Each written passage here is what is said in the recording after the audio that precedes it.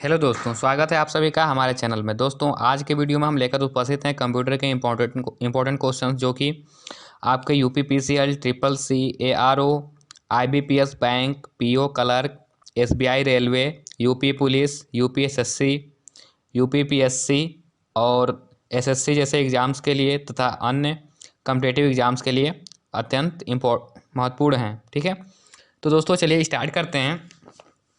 तो हमारे सामने पहला क्वेश्चन आता है, कंप्यूटर के प्रोसेसर की गति को किस में मापा जाता है। यानी कंप्यूटर का जो प्रोसेसर होता है, प्रोसेस करने का जो कार्य करता है प्रोसेसर, उसकी गति को हम किस में मापते हैं। तो हमारे पास ऑप्शन है बीपीएस यानी बिट्स पर सेकेंड, एमआईपीएस मेगा इंस्ट्रक्शन पर सेकेंड, फिर है बैंड, फिर है हर्ट्ज। तो यहाँ पे हमारा सही ऑप्शन क्या होगा, एमआईपीएस यानी कंप्यूटर के प्रोसेसर की गति को मेगा इंस्ट्रक्शंस पर सेकेंड में मापा जाता है। हमारा सेकेंड नंबर ऑप्शन सही है, मेगा इंस्ट्रक्शन पर सेकेंड यानी एमआईपीएस। इसके बाद अगला क्वेश्चन आता है हमारा, कंप्यूटर शब्दावली में एमआईपीएस का क्या अर्थ है। दोस्तों ये जस्ट पिछले क्वेश्चन से जो मिलता जुलता है। तो दोस्तों इसमें ऑप्शन हमारे पास क्या है, मार्जिनल इनपुट स्टोरेज, फिर है मिलियन इंस्ट्रक्शंस पर सेकेंड, फिर है माइक्रो इन्फॉर्मेशन प्रोसेसिंग स्टोरेज और है मेमोरी इमेज प्रोसेसिंग स्टेट। तो दोस्तों मैंने अभी बताया कि एमआईपीएस का फुल फॉर्म क्या होता है, मिलियन इंस्ट्रक्शंस पर सेकेंड। ठीक है, ये जो है कि प्रोसेसर के गति का मात्रक है, मिलियन इंस्ट्रक्शंस पर सेकेंड। इसके बाद हम आते हैं फिर नेक्स्ट क्वेश्चन पे। नेक्स्ट क्वेश्चन क्या है हमारा, निम्नलिखित में से कौन सा एक सीपीयू का भाग नहीं है। यानी कौन सा सीपीयू का भाग नहीं है। तो हमारे पास ऑप्शन क्या है, memory unit, arithmetic logic unit, control unit और इनपुट यूनिट। तो दोस्तों हम जानते हैं कि सीपीयू के 3 भाग होते हैं। ठीक है, और सीपीयू में क्या क्या चीज़ें होती हैं, तो मेमोरी होता है, अर्थमेटिक लॉजिक यूनिट यानी कि आपका अंगणितीय तार्किक गणनाएं करने के लिए जो भाग होता है वो भी होता है। इसके अलावा कंट्रोल यूनिट भी आपका सीपीयू में होता है।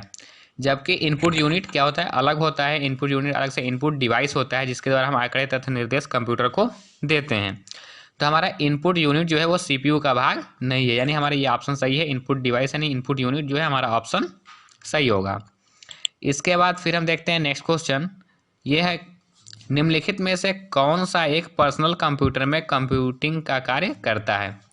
तो आपको बताना है कि पीसी में कंप्यूटिंग का कार्य कौन सा जो है कि डिवाइस करता है, कौन सा भाग करता है। तो इसमें ऑप्शन क्या है, सीपीयू यानी सेंट्रल प्रोसेसिंग यूनिट, फिर है मदरबोर्ड, फिर है रैम यानी रैंडम एक्सेस मेमोरी और फिर है बीआईओएस यानी बेसिक इनपुट आउटपुट सिस्टम। तो यहाँ पे क्या ऑप्शन हमारा सही होगा, तो कंप्यूटिंग का काम करने का कौन करता है, तो सीपीयू का काम क्या होता है, प्रोसेस करने का, यानी सेंट्रल प्रोसेसिंग यूनिट यानी प्रोसेस करना यानी कंप्यूटिंग करने का काम किसका होता है, सीपीयू का होता है। फिर हम देखते हैं अगला क्वेश्चन। अगला क्वेश्चन क्या है हमारा, तो अगला क्वेश्चन हमारा आता है, निम्नलिखित में से कौन सा विकल्प सीपीयू के प्रमुख घटकों को दर्शाता है। यानी कि इसमें से कौन सा ऑप्शन जो है कि सीपीयू के पार्ट्स को दर्शाता है, सीपीयू के भाग को दर्शाता है। तो ऑप्शन है आपके पास सीयू यानी control unit, ROM read only memory, फिर है रजिस्टर्स। सेकंड नंबर ऑप्शन है अर्थमेटिक लॉजिक यूनिट, सीयू यानी कंट्रोल यूनिट, फिर है RAM random access memory.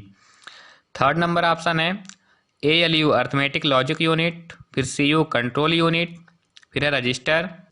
Third number option है हार्ड डिस्क, एएलयू और सीयू। तो दोस्तों इसमें से कौन सा ऑप्शन सही होगा, कौन सा सीपीयू के घटक को दर्शाता है। तो इसमें ऑप्शन हमारा सही होगा third number, ALU arithmetic logic unit. यानी ये क्या होता है कि एएलयू आपका अंगणितीय और तार्किक गणना करने का काम करता है। फिर आता है CU control unit. Control unit का काम क्या होता है कि जो भी डिवाइसेस होती हैं हमारे कंप्यूटर में लगी होती है उन सबको कंट्रोल करना, उस पर नियंत्रण करना। फिर रजिस्टर क्या होता है, एक प्रकार की मेमोरी होती है रजिस्टर, और रजिस्टर में जो होता है डेटा स्टोर होता है कुछ समय के लिए, जब तक प्रोसेस हो रहा होता है तब तक के लिए उसमें कुछ डेटा स्टोर होता है, बाकी तुरंत जो है वो रिफ्रेश होकर के फिर से उसमें नया डेटा राइट हो जाता है। ठीक है, तो यहाँ पे हमारा सही ऑप्शन क्या होगा, थर्ड नंबर एएलयू, सीयू और रजिस्टर। ठीक है, इसके बाद हम देखते हैं अगला क्वेश्चन। अगला क्वेश्चन क्या है हमारा, अगला क्वेश्चन आता है हमारा, accumulator is an integral component of, यानी एक्यूमुलेटर जो है किसका जो है कि भाग है, किसका कंपोनेंट है। तो आपके पास ऑप्शन है सीपीयू, सेंट्रल प्रोसेसिंग यूनिट, फिर है हार्ड डिस्क, फिर है रैम, फिर है कैश मेमोरी। ठीक है, तो यहाँ पे आपका सही उत्तर क्या होगा। तो एक्यूमुलेटर है क्या, एक्यूमुलेटर जो है सीपीयू का एक समाकलित घटक है। ठीक है, ये सीपीयू का समाकलित घटक है, यानी कि इंटीग्रल कंपोनेंट है। तो यहाँ पे सही ऑप्शन क्या होगा, सीपीयू का समाकलित घटक है, यानी कि इंटीग्रल कंपोनेंट है। फिर हमारा अगला क्वेश्चन आता है, which of the following is not a component of CPU, यानी कि जो नीचे लिखे गए ऑप्शन में से कौन सा जो है कि सीपीयू का कंपोनेंट नहीं है।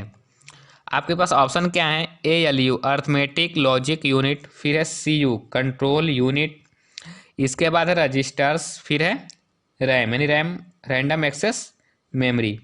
तो इसमें सही ऑप्शन क्या होगा, तो इसमें जो है कि आपका सही उत्तर है आपका रैम। क्या है, रैम।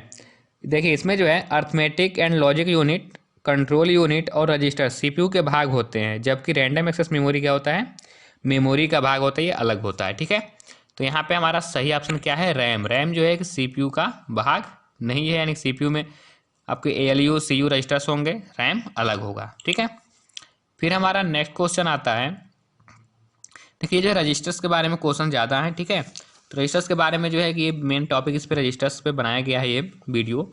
तो ये जो है आप ध्यान से देखिए, रजिस्टर्स के बारे में लगभग पूरी जानकारी आपको हो जाएगी। रजिस्टर्स क्या होते हैं, इसके बारे में जो भी क्वेश्चन आते हैं उसके बारे में पूरी जानकारी आपको इसमें मिल जाएगा। तो दोस्तों फिर आता है क्वेश्चन, रजिस्टर में नया डाटा लिखने की प्रक्रिया क्या प्रक्रिया है। तो फर्स्ट ऑप्शन है, रजिस्टर की पहली अंतर्वस्तु मिटा देती है, यानी कि कहने का मतलब है कि पहले जो है कि जो भी डेटा मतलब पड़ा हुआ, जो भी मतलब डेटा है आपके रजिस्टर्स में वो मिट जाता है पहले का, तब नया डेटा लिखा जाता है।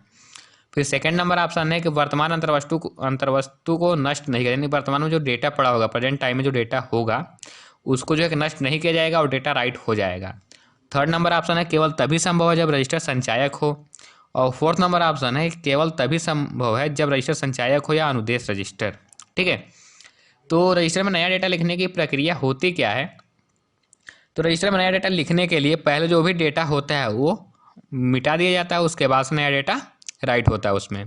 ठीक है, तो यानी कि रजिस्टर की पहली अंतर्वस्तु मिटा देते हैं, यानी कि पहली जो डेटा होगा पहले का वो मिट जाएगा, उसके बाद नया डेटा उसमें राइट होगा। बहुत कम जगह होता है और इसमें जो है कि डेटा को बहुत तेज़ी से एक्सेस किया जाता है प्रोसेसर के द्वारा जो रजिस्टर में डेटा होता है। ठीक है, फिर नेक्स्ट क्वेश्चन देखते हैं, which of the following is an important component of CPU, यानी कि निम्न में से कौन सा जो है कि सीपीयू का एक महत्वपूर्ण कंपोनेंट है, महत्वपूर्ण घटक है। तो हमारे पास ऑप्शन क्या है, HDD यानी हार्ड डिस्क ड्राइव, फिर है रैम रैंडम एक्सेस मेमोरी, फिर है NIC और फिर है रजिस्टर्स। तो इसमें हमारा सही ऑप्शन क्या होगा, इसमें से जो है आपका सही ऑप्शन है रजिस्टर्स। सीपीयू का एक अनिवार्य संघटक क्या है, रजिस्टर होते हैं। ठीक है, रजिस्टर जो है बहुत इंपॉर्टेंट होते हैं सीपीयू के लिए भी। ठीक है, बाकी HDD रैम NIC ये सब बाहर की चीज़ें हैं, यानी सीपीयू में ये सब नहीं होते हैं। ठीक है, फिर हम देखते हैं अगला क्वेश्चन। अगला क्वेश्चन आता है हमारा, which of the following memories is directly accessible by the CPU. यहाँ पे मिस्टेक हो गया है, यहाँ पे IS इज है। ठीक है, यानी कि इनमें से कौन सा जो है मेमोरी जो है कि सीपीयू के द्वारा डायरेक्टली एक्सेसिबल होता है। ठीक है, तो यहाँ पे हमारे पास ऑप्शन है रैम रैंडम एक्सेस मेमोरी, फिर HDD हार्ड डिस्क ड्राइव, फिर है मैग्नेटिक टेप, फिर है DVD का फुल फॉर्म होता है डिजिटल वीडियो डिस्क या फिर डिजिटल वर्सेटाइल डिस्क भी बोलते हैं। दो फुल फॉर्म होते हैं, डिजिटल वीडियो डिस्क और डिजिटल वर्सेटाइल डिस्क। HDD क्या होता है, हार्ड डिस्क ड्राइव। रैम क्या होता है, रैंडम एक्सेस मेमोरी। तो यहाँ पे हमारा जो है कि क्वेश्चन हम देखते हैं फिर से, क्वेश्चन क्या है हमारा कि इनमें से कौन सा मेमोरी जो है सीपीयू के द्वारा डायरेक्टली एक्सेसिबल होता है। ठीक है, तो डायरेक्टली एक्सेसिबल कौन होता है, तो रैम होता है। रैम को जो है डायरेक्टली एक्सेस किया जा सकता है सीपीयू के द्वारा। तो दोस्तों आज के क्वेश्चंस कंप्लीट हुए। तो दोस्तों फिर नेक्स्ट वीडियो में मैं लेकर आऊँगा कुछ और इम्पोर्टेंट क्वेश्चंस जो कि आपके इसी से लगभग रिलेटेड होंगे। ठीक है, और दोस्तों अगर आप हमारे चैनल पर नए हैं और चैनल को सब्सक्राइब नहीं किया है तो चैनल को करिए सब्सक्राइब और बेल आइकन दबा दीजिए, जिससे कि मैं जब भी कोई नया वीडियो डालूँ आपके पास नोटिफिकेशन मिल सके। तो दोस्तों आज के वीडियो में बस इतना ही, फिर मिलते हैं नए वीडियो के साथ। Thanks for watching.